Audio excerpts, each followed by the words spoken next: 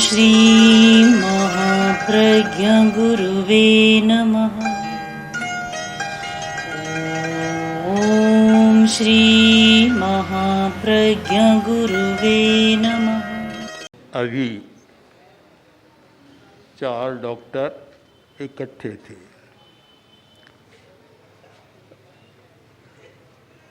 चिकित्सा की बात कर रहे थे। डॉक्टर चंद्रशेखर ने पूछा कि आपको भूख लगती है क्या? मैंने कहा मैं स्वादिष्ट भोजन करता हूँ। संस्कृत का एक श्लोक है।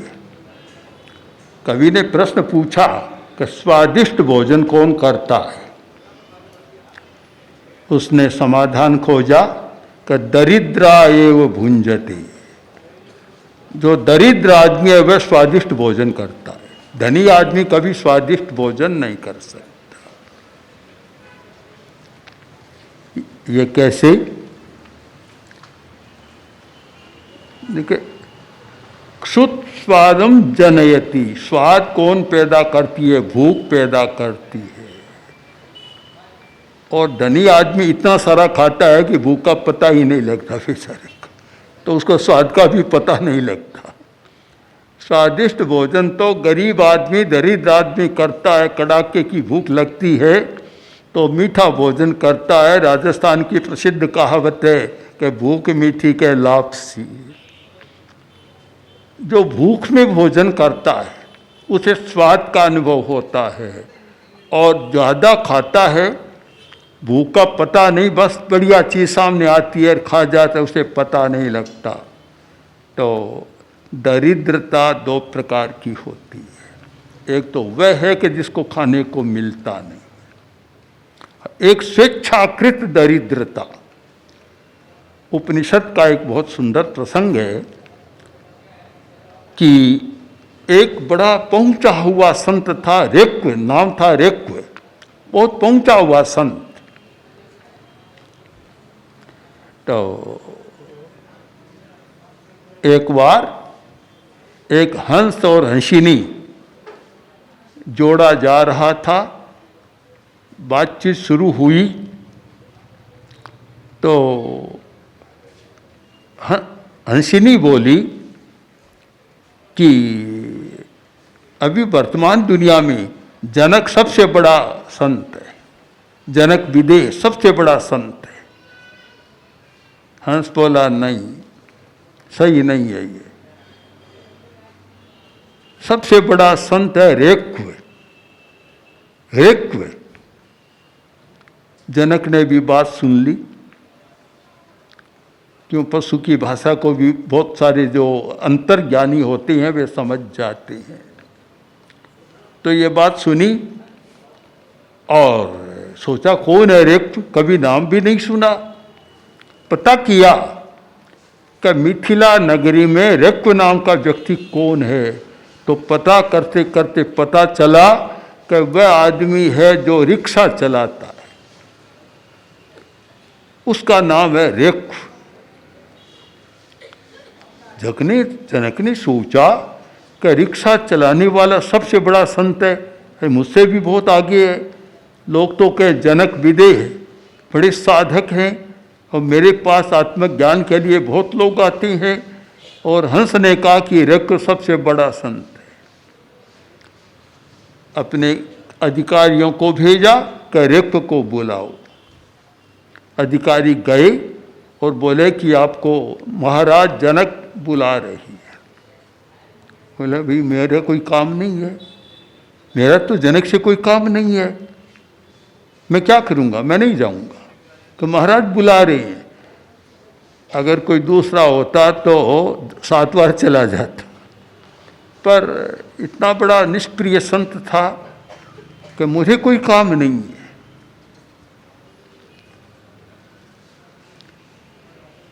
अधिकारियों ने जाकर कहा महाराज वह तो आ नहीं रहा है। अब जिस व्यक्ति के मन में जिज्ञासा होती है उसे जाना होता है। राजा जनक महाराज विदेह जनक स्वयं आए, आकर देखा तो रिक्शा चला रहा है। जनक ने कहा कि आप ये क्या काम करते हैं? मैं आपकी सारी आजीविका की व्यवस्था करता हूं, आपको रिक्शा चलाने की जरूरत नहीं है। अब ना, इतने बड़े आप साधक हैं, मैंने सुना है, समझा है, और फिर ये कर रहे हैं। तो ऋक्व ने जो उत्तर दिया कि महाराज, यह दरिद्रता नहीं, यह स्वेच्छाकृत दरिद्रता है। यह मेरा आकिंचन्य त्याग है। मैंने आकिंचन्य स्वीकार किया है कि मैं कुछ भी नहीं रखूंगा अपने पास। यह स्वेच्छाकृत दरिद्रता, जिसका दूसरा नाम है आकिंचन्य, अकिंचनता है। आप मेरी व्यवस्था नहीं कर सकते।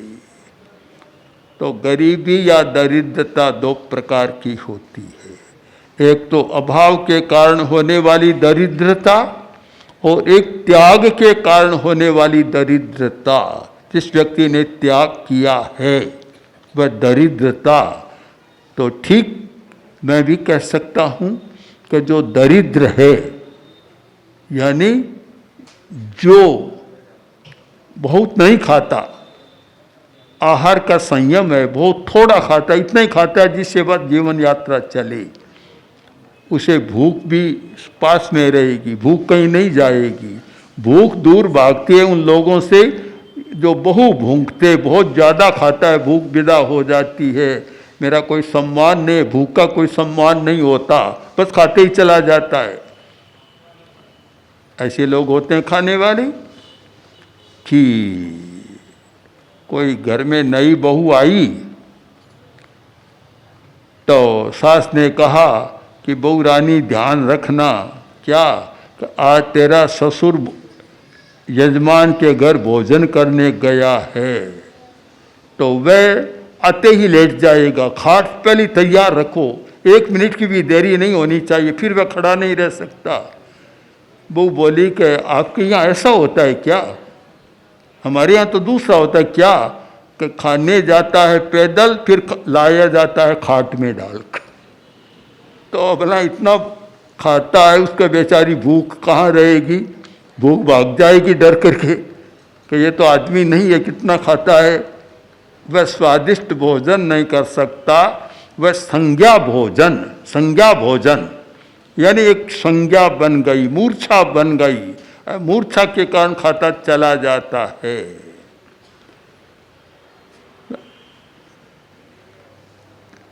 जब गोपीनाथ राज्य को छोड़कर वो सन्यासी बने और गोरखनाथ के शिष्य बने, एक नाथ संप्रदाय रहा, साधना का बहुत बड़ा संप्रदाय रहा है नेपाल में और भारत में, नाथ संप्रदाय। तो गोरखनाथ, मच्छेंद्रनाथ, एक नाथों की परंपरा है।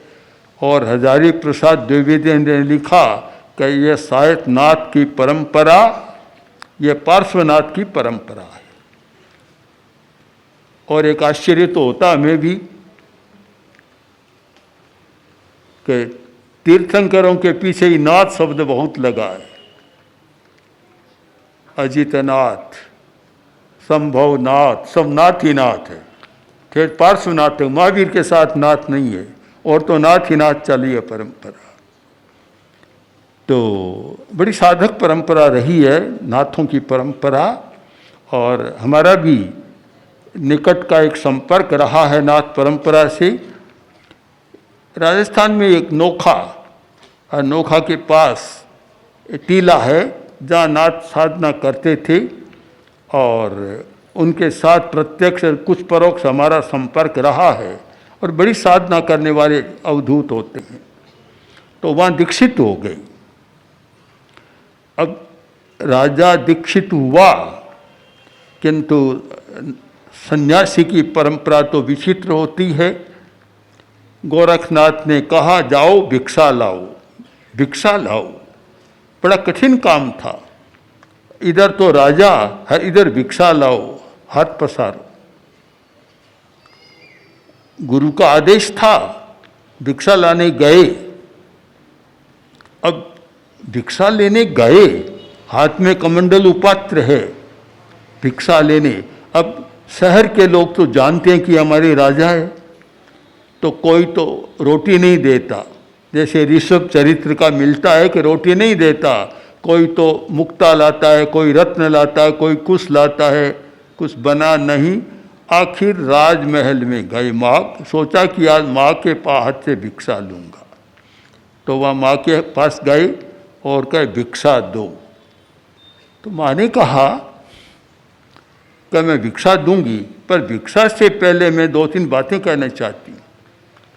माँ ने 2-3 बातें कही, उनमें एक बात यह थी कि पुत्र तुम राजा थे, आज तुम नाथ बन गए हो, सन्यासी बन गए हो, गृह राज्य छोड़ दिया है तुमने, अब तुम राजा नहीं हो, अब तुम साधक हो। एक बात का ध्यान रखना कि सदा स्वादिष्ट भोजन करना। अब गोपीनाथ एकदम आश्चर्य में आ गए, बोले माता जी, सन्यासी के लिए तो स्वादिष्ट भोजन करना वर्जनीय है कि स्वादिष्ट नहीं, अस्वाद व्रत होना चाहिए। अस्वाद व्रत, गांधी जी के भी जो 11 व्रत हैं उनमें एक व्रत है अस्वाद व्रत। अस्वाद स्वाद नहीं लेना चाहिए, और आप कह रही हैं कि स्वादिष्ट भोजन करना चाहिए। तब माँ ने उसका अर्थ समझाया कि बेटा, पुत्र नाथ साधक, जब गहरी भूख लग जाए तब भोजन करना, दिन भर खाते नहीं रहना, गहरी भूख लग जाए उसी समय खाना, तो वह भोजन तुम्हारा स्वादिष्ट भोजन होगा। दूसरी बात, अल्प मात्रा में खाना, ज्यादा मात्रा में मत खाना। ठीक कहा है कि जो थोड़ा खाता है वह बहुत खाता है, बहुत खाता है वह थोड़ा खाता है। यह बहु भुंक्ते से स्वल्पम भुंक्ते, यह स्वल्पम भुंक्ते से बहु भुंक्ते। जो बहुत मात्रा में खाता है वह थोड़ा खाता है। इसका मतलब है कि शरीर के लिए तो थोड़ा ही काम आता है, बाकी निकम्मा बीमारियों बढ़ाने के लिए या शरीर को, पाचन तंत्र को बिगाड़ने के लिए चला जाता है। जो थोड़ा खाता है वह बहुत खाता है, वह सारा का सारा पाचन होता है और ठीक काम चलता है। तो एक रहस्य की बात है, आदमी को, जो चाहे धनी आदमी है, पर उससे गरीबी का जीवन, धनी का जीवन दोनों जीना चाहिए, जिससे कि वह गरीबी का जीवन जिएगा तो स्वस्थ रहेगा, और कोरा अमीरी का जीवन जिएगा तो जल्दी बीमार पड़ेगा, दुख पाएगा। हमें सापेक्ष जीवन की शैली अपनानी चाहिए। अनेकांत का उपयोग केवल दर्शन के क्षेत्र में नहीं है, केवल दार्शनिक और तात्विक समस्याओं को सुलझाने के लिए ही अनेकांत का उपयोग नहीं है। अनेकांत का उपयोग हमारी जीवन शैली में होना चाहिए। चाहे छोटी सी छोटी बात है, वहाँ भी अनेकांत होना चाहिए, अनेकांत होना चाहिए। मैं तो ये सोचता हूँ कई बार कि रसोई बनाने वाली महिला को भी अनेकांत का दर्शन पड़ना चाहिए, जिससे वह अच्छी रसोई बनाएगी, उसे ज्ञान होगा, सापेक्ष दृष्टि से विचार करेगी, केवल स्वाद की दृष्टि से नहीं। जब सापेक्ष दृष्टि से विचार नहीं होता है, केवल स्वाद का होता है, तो स्थिति बड़ी जटिल होती है। आजकल पत्रिकाओं में, पत्र पत्रिकाओं में इतने प्रकार के व्यंजनों का उल्लेख है, बताते जाते हैं कि यह बनाओ, यह बनाओ, बनाने वाले को भी पता नहीं कि इससे नुकसान कितना होगा। मैंने जब देखा कि करेले का साग और उसमें भी पनीर, अब बोला करेला और पनीर तो इतने विरोधी हैं कि कोई बीमार न हो तो हो जाए, तो उसमें भी पनीर। अब ऐसा चल पड़ा कि हर चीज़ में पनीर, मटर के साग में भी पनीर, करेले के साग में भी पनीर, पालक के साग में भी पनीर। यह नहीं सोचा जाता कि जो पालक पत्ती का साग और दूध में विरोध होता है। मटर का साग द्विदल है, द्विदल, दो दल और दूध में विरोध होता है। करेले में दूध में विरोध है। इस बात का हमें पता नहीं है कि विरुद्ध भोजन, विरुद्ध भोजन भोजन का एक बड़ा प्रकरण है। आयुर्वेद का एक महत्वपूर्ण ग्रंथ है अष्टांग संग्रह। ये चरक, सुश्रुत, वाग्भट तो प्रसिद्ध है, वह कम प्रसिद्ध है, किंतु सबसे ज्यादा महत्वपूर्ण और गूढ़ ग्रंथ है अष्टांग संग्रह। उसमें पूरा अध्याय है विरुद्ध भोजन का, कि जो आदमी विरुद्ध भोजन करता है वह बीमार पड़ता है। डॉक्टर तो बीमारी का कारण बतलाएंगे कि जर्म, वायरस आदि आदि कीटाणु का हो रहा है, किंतु भोजन भी बहुत बड़ा बीमारी का कारण बनता है। हम उसको जानते नहीं। खरबूजा खाया, थोड़ी देर बाद दूध पी लिया, हैजा नहीं है तो हो जाएगा। तो विरुद्ध भोजन का एक पूरा चैप्टर है, अध्याय है पूरा। तो अब सापेक्ष दृष्टि नहीं है। रसोई बनाने वालों को पता नहीं, वे तो देखते हैं कि बढ़िया से बढ़िया व्यंजन बनाए, खूब स्वादिष्ट बनाई, स्वादिष्ट बनाई। इसलिए आजकल इतनी चीज़ें चल पड़ी खाने में कि जिसका नाम भी नहीं जानते। हम तो आज भी नहीं जानते। हमें तो कभी कभी हमारे साधु गोष्ठी में लाते हैं, छोटे साधुओं को पूछना पड़ता है कि इसका नाम क्या है, क्या चीज़ क्या है। एक बार हम दिल्ली में थे और कभी वह पत्र पत्रिकाओं में आया क्या, बर्गर, पिज़्ज़ा, हाँ पिज़्ज़ा और बर्गर। तो फिर संतों को बुलाया कि क्या होता है पिज़्ज़ा और बर्गर। अब आज का छोटा आदमी तो हंसेगा कि आज की दुनिया में जीने वाला पिज़्ज़ा और बर्गर को नहीं जानता, फिर हमें पता भी नहीं है। फिर पता किया तो मैंने कहा ये तो स्वास्थ्य के लिए हानिकारक है। ये जितने फास्ट फूड के आजकल आने लग गए, इतनी चीज़ें आने लग गई कि स्वास्थ्य को बिगाड़ने वाली है। तो इसलिए मैंने कहा कि मैं स्वादिष्ट भोजन करता हूँ। इसका मतलब मैं कोई मिठाई नहीं खाता, कोई चटपटी चीज़ें नहीं खाता, फिर कहीं स्वादिष्ट कैसे हुआ।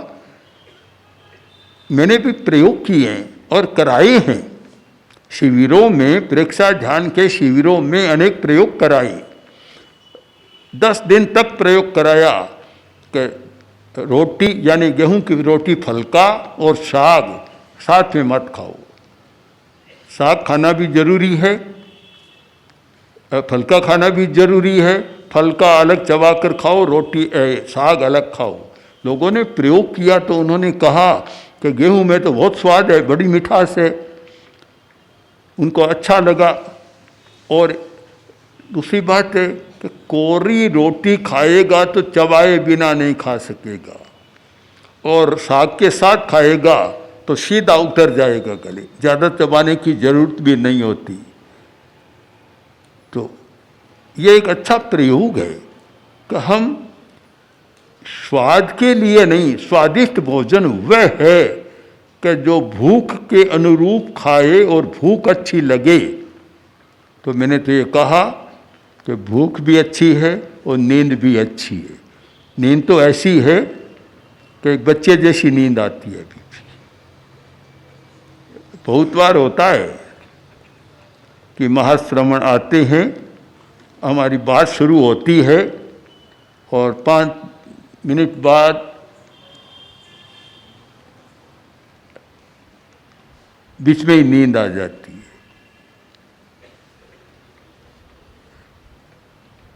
बहुत बार सुनाते हैं कुछ पत्र और बीच में ही नींद आती है और फिर पूछना पड़ता है।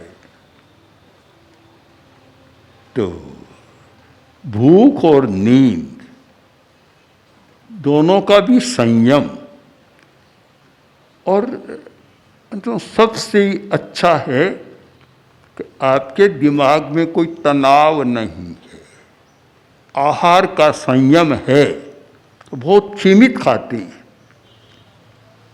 जितनी आवश्यकता उतना ही कम खाते हैं। 12 प्रकार के तप बतलाए गए, 12 प्रकार के तप। तो उनमें पहला है अनशन, उपवास आदि करना। दूसरा है ऊनोदरी।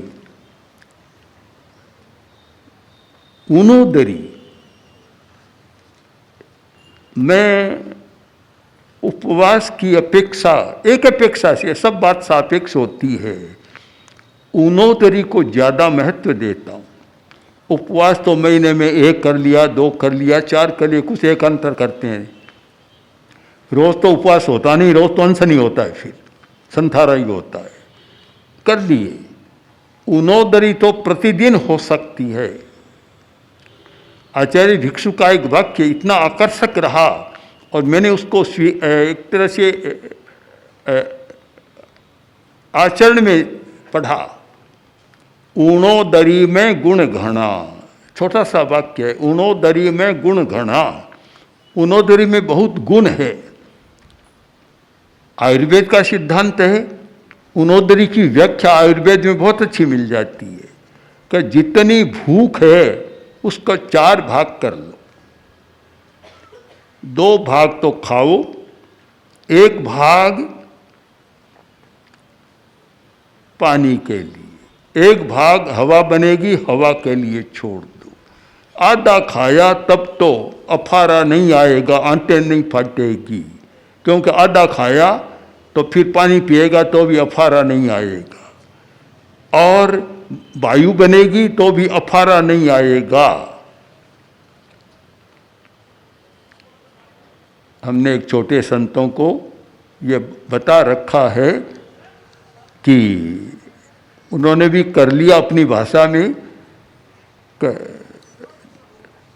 एक कंडक्टर नहीं, बस में 2 कंडक्टरों की जगह खाली रखो।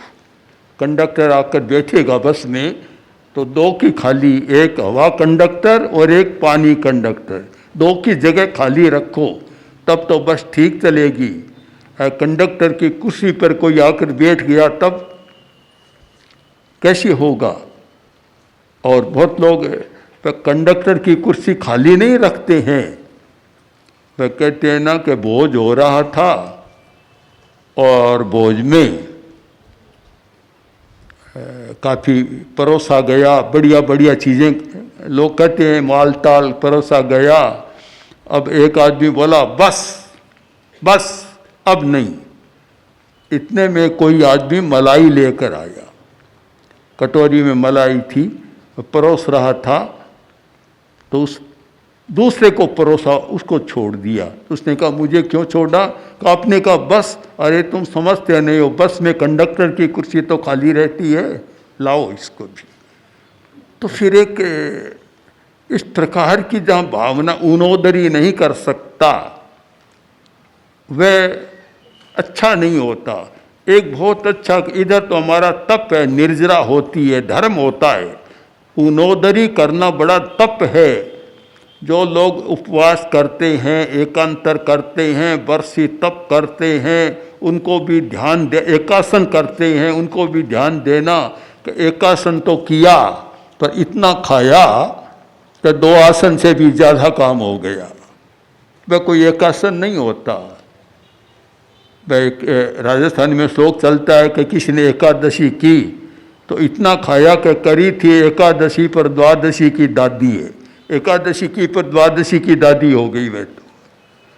तो एक हमारा विवेक होना चाहिए कि हम कैसे खाएं, कितना खाएं, और जब यह विवेक होता है, और मैं मानता हूँ अगर ऊनोदरी का सिद्धांत समझ में आ जाए कि मुझे ऊनोदरी तप करना है, और यह तप 365 दिन किया जा सकता है। उपवास है तब तो ठीक है ही, अपने आप हो गई।